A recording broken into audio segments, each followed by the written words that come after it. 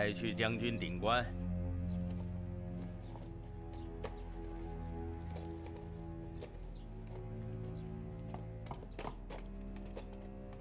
宣读廷尉署决议。廷尉署议决：骁骑将军李广、骠骑将军公孙敖率军指挥不力，损兵折将，错辱军威，按律应予斩首。然奉皇上诏命，二将虽处逆境，仍能英勇杀敌，其情可赦，故议决。罚交赎金5000金，免去死罪，削决为庶人此役。罪将李广，李广在，你愿意交纳赎金吗？愿意。那好，叫你的家人来交纳赎金5000金。本厅准予释放。罪人公孙敖，公孙敖在，你愿意交纳赎金吗？愿意。让你的家人交纳赎金5000金。本庭也准予释放。二位将军，请自便吧，脱去军服，退庭。公孙老弟啊，好，李将军，这次咱们两个可是彻底的平起平坐喽。虽说都是老百姓了，老兄还是英，只是暂时飞得比其低了一些。现在咱们两个都是败军之将啊，老弟，就别笑话老哥了。嘿，老弟，现在去哪里啊？跟我到蓝田山中打猎去，啊？怎么样？李兄，改日吧，我已是久未还家了。也罢，后会有期了。后会有期。告辞。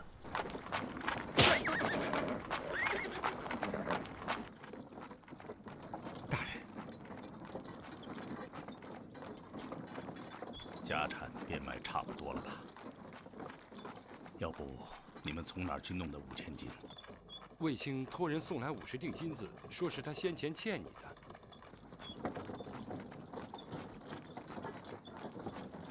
我没借过呀。那还有李广将军的赎金呢？听说也是魏将军付的。没想到卫青还这么仗义呀！就。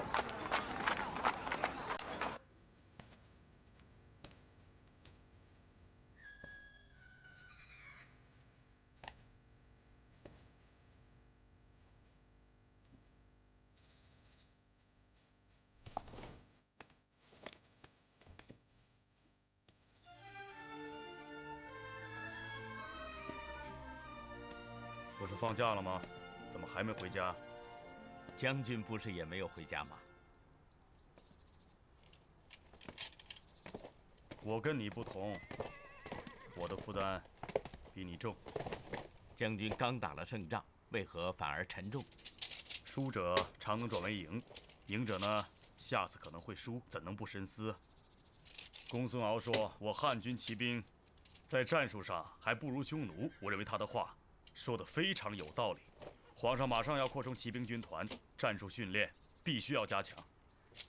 龙城一役，我们只是劈抗倒虚，打了敌人一个冷不防。如果真正两军相遇，对着阵，我们汉军还真不一定能打过匈奴。北将倒有个主意。哦，说说。北军有一都将叫赵信，原名阿胡尔，是匈奴小王，十分勇悍。此人熟谙匈奴军纪的战术，将军何不将此人调过来，委以教练重任，训练汉军的军旗战术和编程秩序？这主意不错，只是赵信部都是匈奴人，不知调动是否方便。没有问题，我去面见皇上。只要你能打胜，皇上唯恐你不提要求。像这样的要求只是小事一件。去，你写一个条陈，马上办。好。恭贺魏将军。你说什么？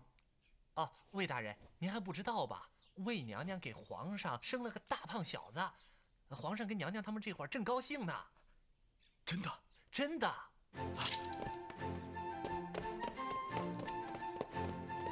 将军，将军，恭喜！恭喜！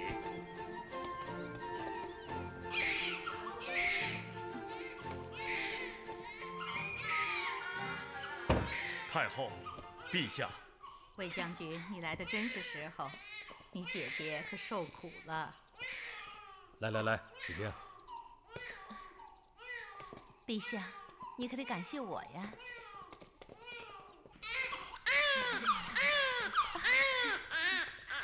把这个交给皇上。想舅舅，整个一个啊我还有事小卫青啊。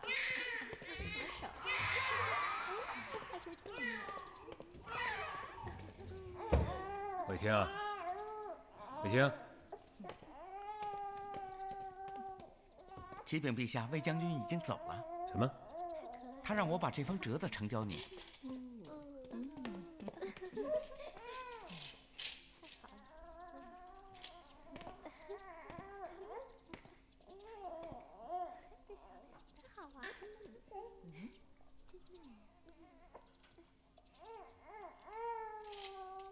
这个卫青啊，就是这点不好，总是小心翼翼，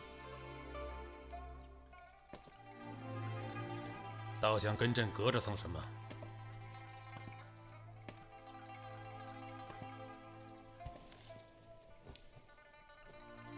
陛下，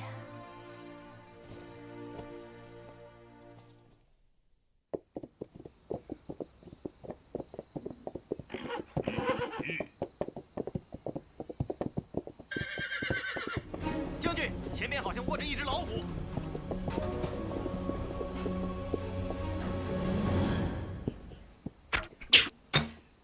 哦，射中了，射中了，将军，我去看看。哟，原来是块石头。将军，您的箭射进石头里去了。将军真神力呀！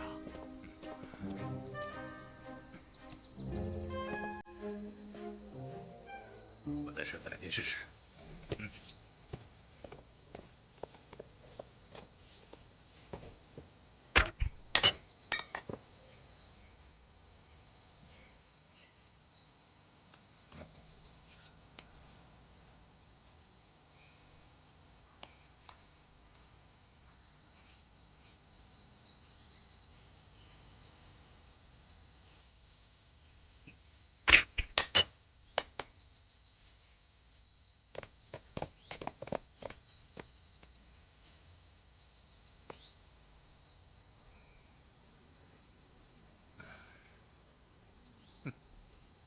可见这神力，只有在危急关头才有用啊！我李广离开了战场，不过是庸人一个呀。唉，不打仗的日子真难熬啊！倒也是啊，将军本是非常之人，为国家出生入死，一仗没打好就废为庶人。别说了，走，回家去。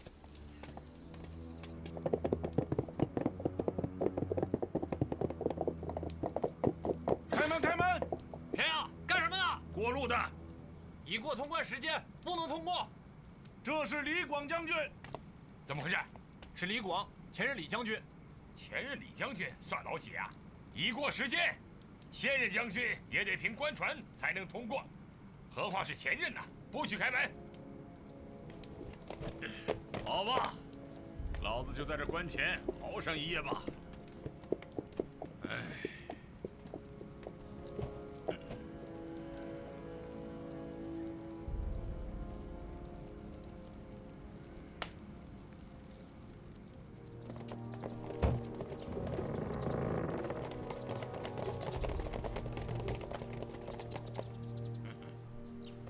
天总算亮了，走吧。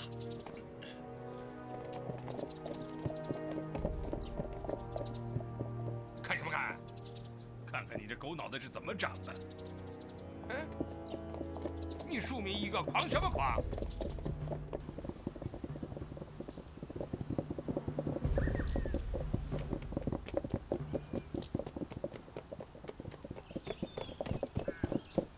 将军，淮南王路过此地，拜访将军。淮南王，他来干嘛？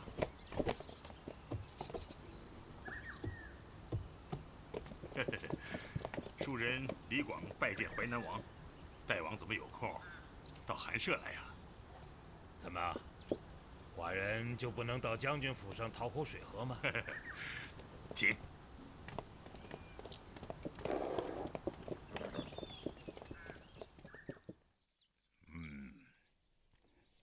味道很鲜美啊，李将军。如果你不退役，寡人还吃不着啊。大王你也取笑咱，皇上看不上咱了。来来，干！李将军不要气馁呀，君主观察人臣之道，要外考8官6验。内审6期4饮，其中达则观其礼，贵则观其进，是针对眼下卫青这样的人的；而贱则观其所不为，怒之以验其节，苦之以验其志，是针对您李广将军的。您现在虽赋闲在家，早晚仍有大用。随他去吧，我李广是个粗人，饿了就吃，饱了就睡，想不了那么远的事儿。依寡人看来，朝廷论军功赏罚不尽合理，只凭首鲁数字来论功封侯不可取。你李将军历任6郡太守，戍边10多年，匈奴人称你为非将军，避之而不敢侵入我边境，这不是大功又是什么？为什么至今不能封侯？像卫青不过是外戚，只打胜了1仗，立刻就得封了关内侯了。这也是高皇帝立的祖制，但我李广也不在乎封侯不封侯，只可惜不能带兵，不能打仗了。李将军不愧是个军人，不过天地还宽阔得很，今后皇上可能要大大重用卫青了。自家人嘛，用着顺手。不仅是用着顺手，也是用着放心。你看不出来吗？皇上如今将老将们是一一头衔置散，像韩安国、程不识，也包括李将军。实际上，皇上已将朝廷的军权进行了不动声色的调换，全面启用了新的亲信和近臣。只可惜呀，你李广这样的名将，也进不了他的圈子。大王，你为何跟我说起这些啊？寡人不过悠悠南山，偶然路过将军舍下，听说了一个小小的霸陵尉，都竟敢欺负我大汉一代名将，心中有些不平啊。别提那畜生。来啊！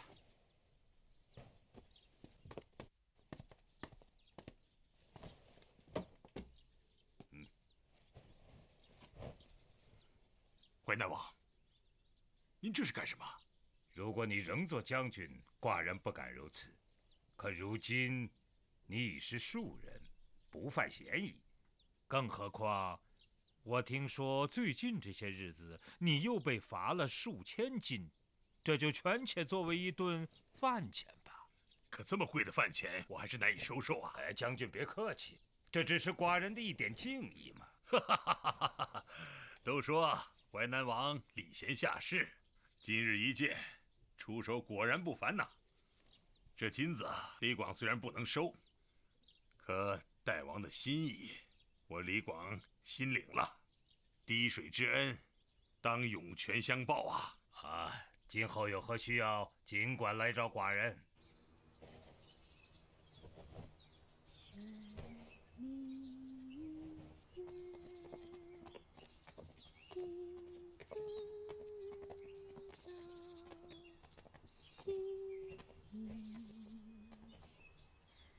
把他请过来。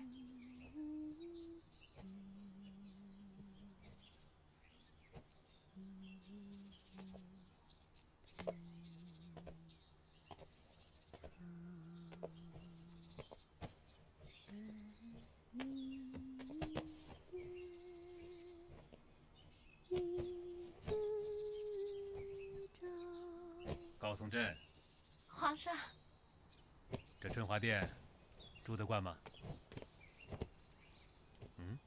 嗯。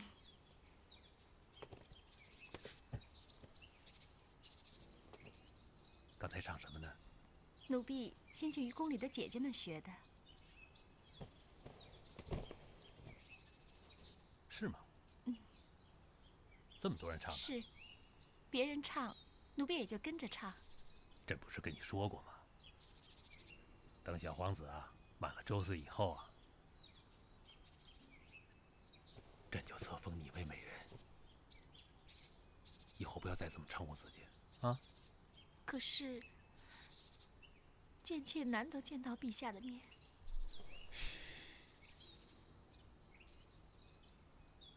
别着急嘛，谁让朕是皇上呢？知道吗？这宫里的规矩啊，多着呢。来，陪朕去走走。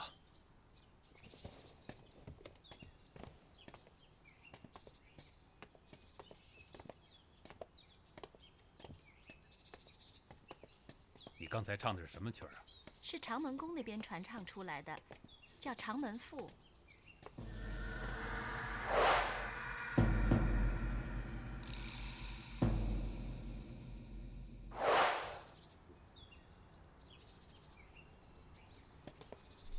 春朵，奴才在。你知道这是怎么回事吗？回陛下，据奴才所知，长门宫的阿娇，哦，就是原来的陈皇后，终日心情冷落寂寥，就花了1000两黄金，请司马相如做了这首《长门赋》。因为此曲凄婉动听，所以很快就在后宫流传开了。所以现在老有人哼唱，就让您听到了这个歌声。可惜了司马相如的文采，去告诉他们，朕不喜欢。今后不许再唱了。妾明白了，皇上。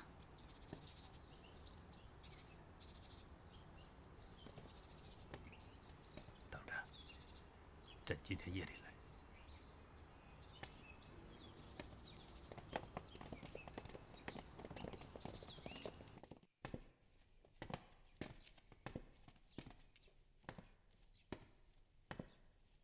司马相如，朕提拔了他，他却贪财忘本。陛下还在为长门府生气呀？不就是一篇赋吗？不对，这么一种凄凄切切的情绪在抱怨谁？宫中居然有这么多人在传唱，在唱给谁听？靡靡之音，坏人心智，利用人们对失宠者的同情，矫情地夸大冷宫之怨。这首赋所代表的舆情，发人深省。怪不得卫青会这么小心翼翼。他其实也是怕世俗的议论。如果朝廷所倚重的战将整天被这种舆情所左右着，那么军威将令尊严又何在？又怎么能够号令三军？又怎么能够在万军之中夺上将之首级？陛下的思路十分惊人呐，竟然从一首清歌之中也联想到军国大计。陛下圣明啊！朕绝不会被这种舆情所左右。你去把丞相叫来。诺。皇长子已经降生了，朕要册立卫子夫为皇后。陛下，您这不是随便说说的吧？朕是个随便说的人吗？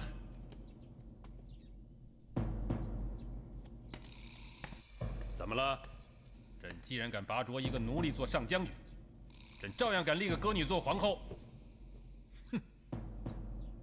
那些个娘娘贵妇，她们不是觉得自己很金贵吗？那好啊，你去通知，朝廷所有的王公命妇们都进宫来向新立的皇后朝贺。也和关内侯。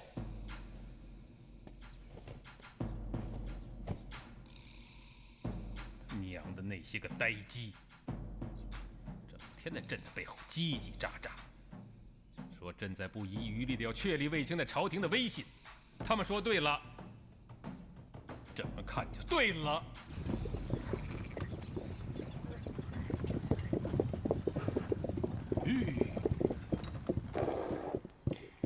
正是耕作时期，良田竟还在荒芜，怎么不见一个农人一头耕牛啊？朝廷的作战令尚未解除，农人们都在备边受训，以备军容。人务地一时，地务人一年。今年不耕种，明年老百姓吃什么呀？解除备战，这需要朝廷的诏令。我会上书朝廷。眼下已到春耕大忙时节，让农民回田吧。打仗打得精光，长此以往，如何了得呀？匈奴虽已远遁，但随时都可能再次来袭。如果结束备战，则边防一旦有事，重新征召，只怕措手不及。人总是要吃东西的，农民不耕种，边关哪来的粮食啊？我会向皇上上书。皇上，当前怕心都已经放在打仗上，还请将军三思而后行啊。这件事情我想过很多遍了。马关反击，特别是扫荡了匈奴的圣地龙城，匈奴今后主攻的方向会转到中部，渔阳应当不是匈奴的重点喽。那匈奴人会把攻击方向调整到哪里？进驻长安。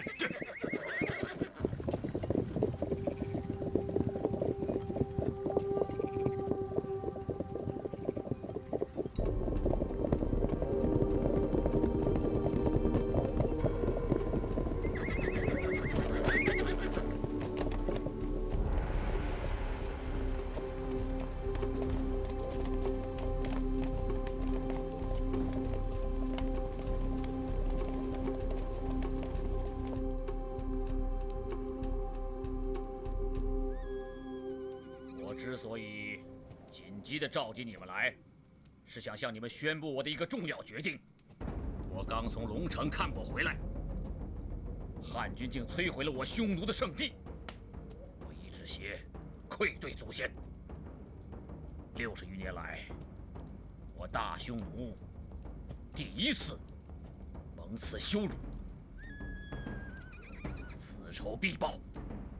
我决定集中匈奴3部所有主力，准备袭击汉朝首都长安，狠狠给汉朝皇帝一个忘不了的教训。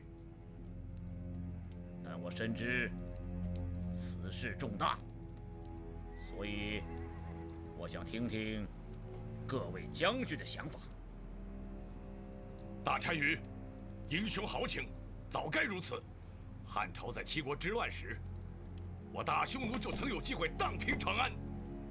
如果当时先王稍有雄心，那汉朝哪能有今天的猖獗？我同意大单于的决心，要消灭汉朝，我们绝不能再小打小闹，一定要斩草除根，一剑封喉。确立长安为目标固然是豪情壮志，但汉朝毕竟已经不是当年的汉朝。长安方面集中了汉朝多数精锐部队，关中平原又有利于汉军战车步兵的作战，我匈奴军骑兵的优势又不能施展，恐怕胜的机会并不大。大单于对汉朝的战略，依奴才来看，确是可以解决根本问题的方法，但将欲取之，必先予之。大单于想要夺取长安，先必须在长安以外的地区做足文章，要转移汉朝人对长安方向的注意力，把囤积于长安方向的汉军主力调开，使其空虚，再行夺取。你这个建议很好，但是如何才能把汉军的主力调开呢？那就是吸引汉军主力到渔阳、上古我匈奴的方向。那还不是老一套，还在老地方转圈子。不一样，如果把战略确定在长安，即使在东线打，也与往常打的不一样。这叫声东击西。明修栈道，暗度陈仓，怎么会一样呢？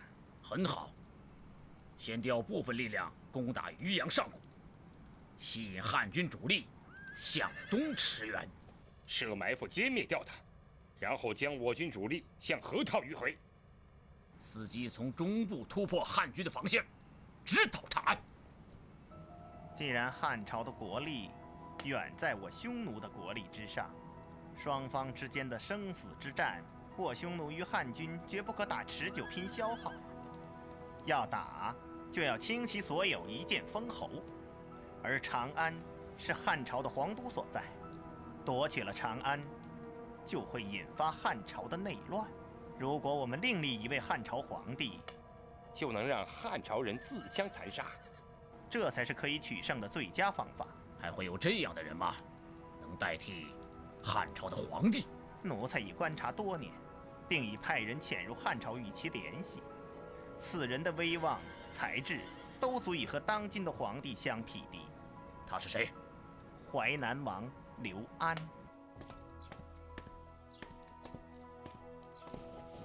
臣刘谦拜见皇太后。平身吧。谢皇太后。金锁，我给你选的这个女婿怎么样啊？我看淮南国太子一表人才，很好，我很满意这门婚事。各诸侯王中，属你父亲是最有学问的。临来的时候，父王让我带他向皇太后请安。我也问你父王好，你父王身体怎么样啊？父王毕竟年龄大了些，行动已不如以前方便了。是啊，这一转眼我们都老了，好像我比他还大1岁呢。这皇上怎么还不回来呀？我跟他说了，让他过来看看的。已经告诉皇上了，皇上说正与将军们议论练兵的事，脱不了身。就他忙，一会儿啊，你带太子去见见皇上，都快是一家人了，也该过来看看。诺。陛下，渔阳红绫急报。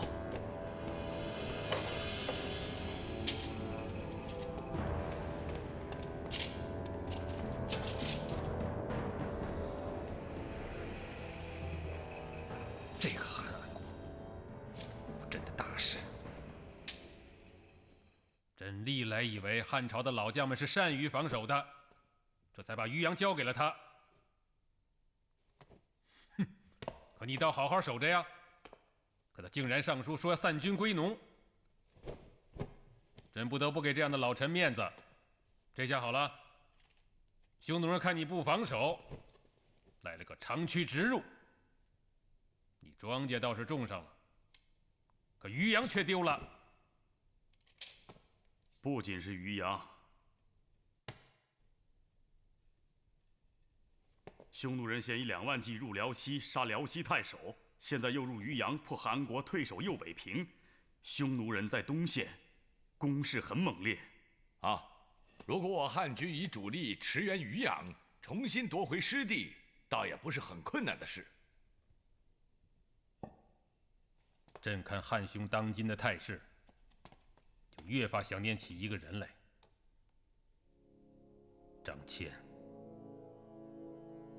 如果张骞能够说服大月支来夹击匈奴，匈奴就绝不敢把全部主力都放在阴山以南来对付我大汉。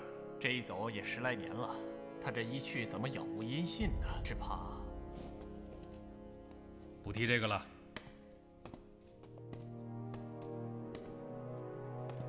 朕自登基以来，曾经无数次的看过这个图。你们知道吗？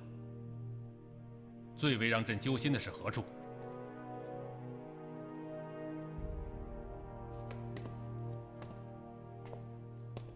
是这儿，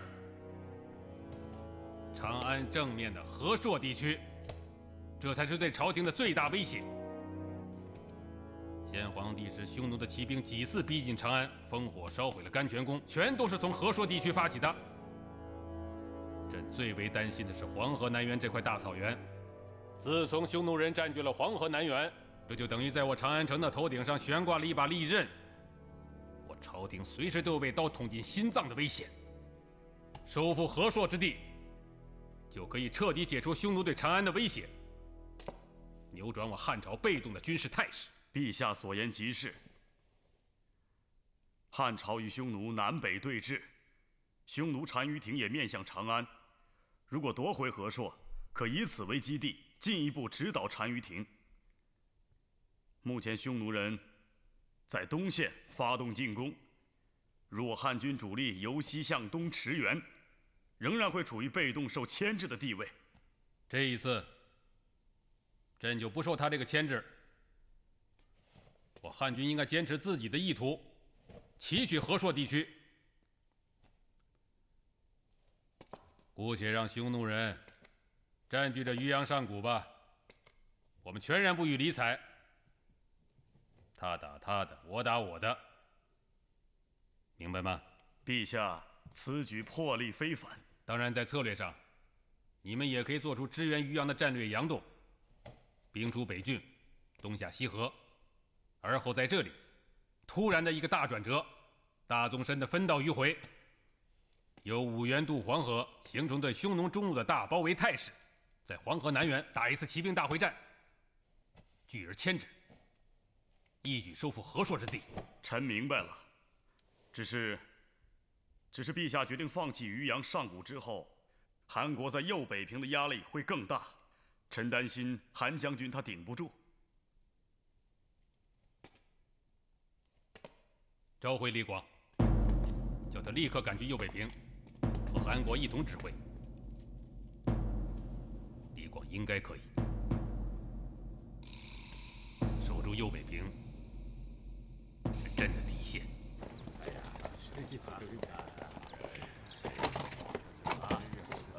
所以说呀，公公啊，刘大人，好，真如此，是啊。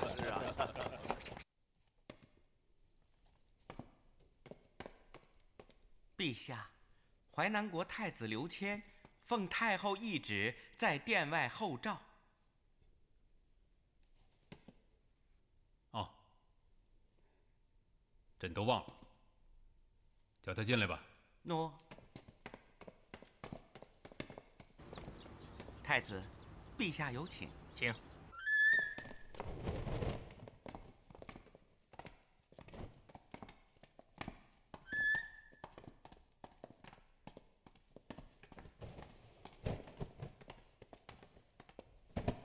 臣刘谦叩见皇上。平身吧。谢皇上。朕听说了，你与修成君金俗之女的婚事，很好。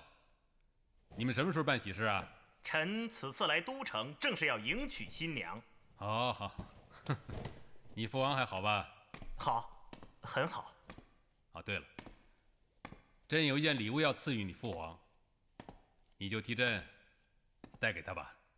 春妥，奴才在。赐予淮南王此杖，准予他不再来朝觐见。淮南王年事已高，不必与诸侯王同立，以免旅途劳碌。臣代父王敬谢陛下隆恩。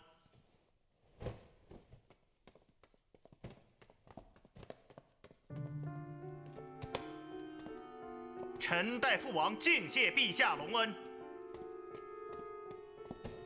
启禀皇上，李广将军已奉诏来宫，正在殿外候命。宣李广。宣李广。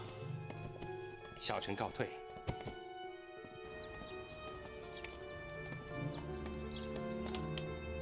宣李广。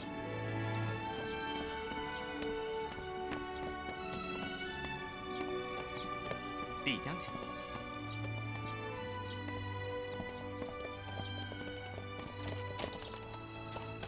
太子这边走，太后已颁旨吩咐修成君，今天晚上在长安酒肆为太子的婚事举办酒会呢。好，走。坚守右北平，希望李将军能够顶住匈奴东线军团的南侵。李将军，有什么要求，尽管提。陛下，打匈奴是臣的本分。臣只有一件小事，希望陛下能恩准。说吧。希望陛下能调几个羽林军，随臣一同赴任。羽林军？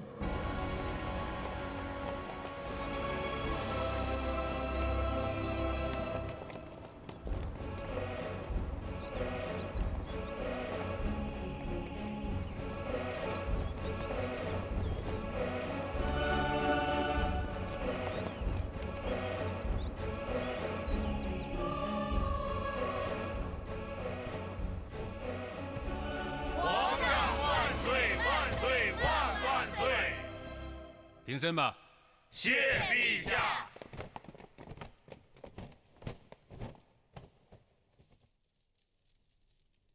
行册皇后大典，奏乐。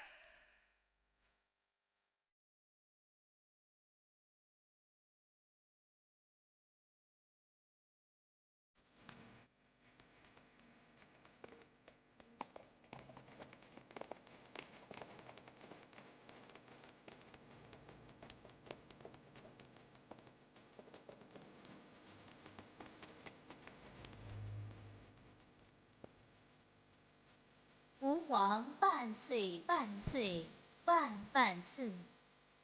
皇后，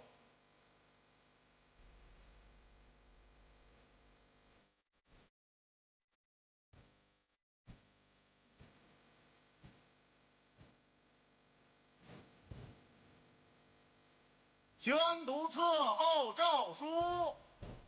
大汉天子诏曰：天地畅和，阴阳调顺，万物之统也。自有魏氏子夫，温柔和顺，仪态端庄，聪明贤淑，生皇子俊。乃依我皇汉之礼，册立魏氏子夫为皇后，母仪天下，与民更始，钦此。进喜寿。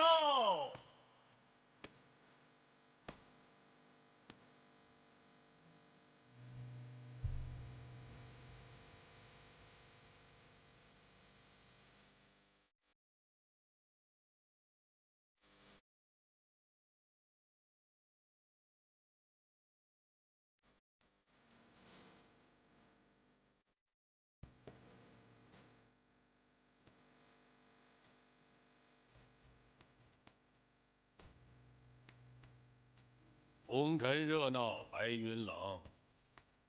卫青啊，朕只是在给你做一些必要的功课。将军建立真正的功名，还是要在战场上。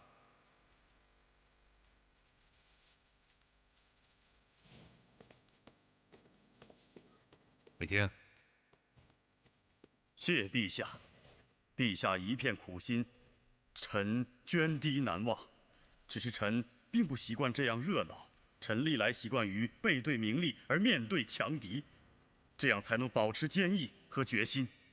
朕知道卫青不喜欢热闹，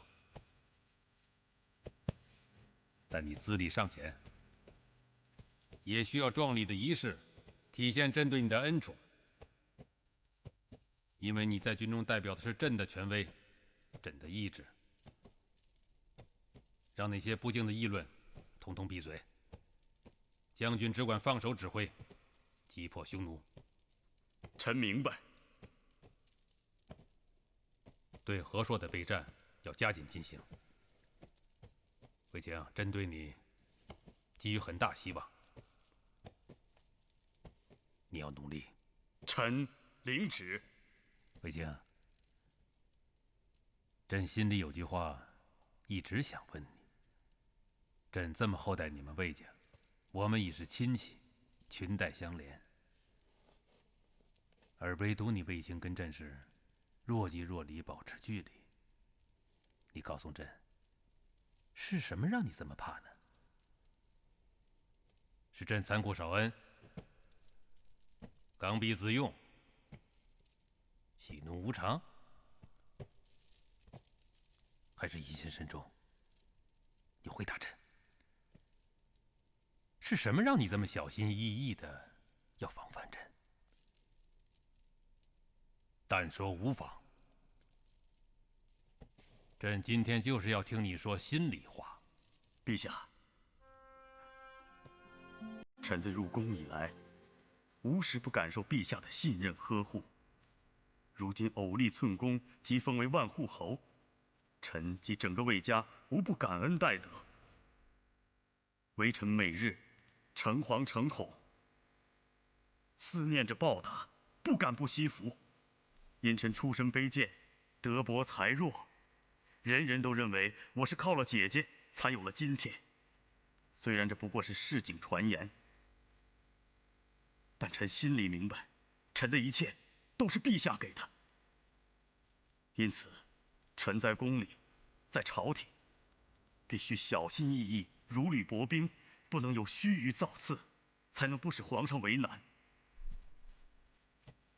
臣只想勤勤恳恳，不懈努力，成才成器来报答皇恩，也只有这样才能服众。卑将今天承蒙皇上提携，号令全军，要没有真才实学，仅凭皇上的恩宠，又怎能够服众？不能够服众，又怎么能够驱使将士效命杀敌？臣深知，陛下是一代圣主，未经不才，恭逢盛世，只有勤勤恳恳，朝夕不懈，才能恪尽职守。如果因此而引起陛下的误会，臣罪当诛。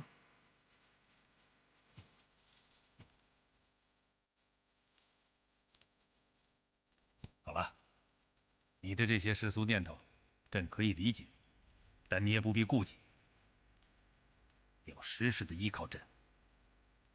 朕今天就跟你交个底吧。朕之所以重用你，不是因为魏皇后，而是看重你具有统帅之才。臣幸得陛下之誉，愿鞠躬尽瘁，万死不辞。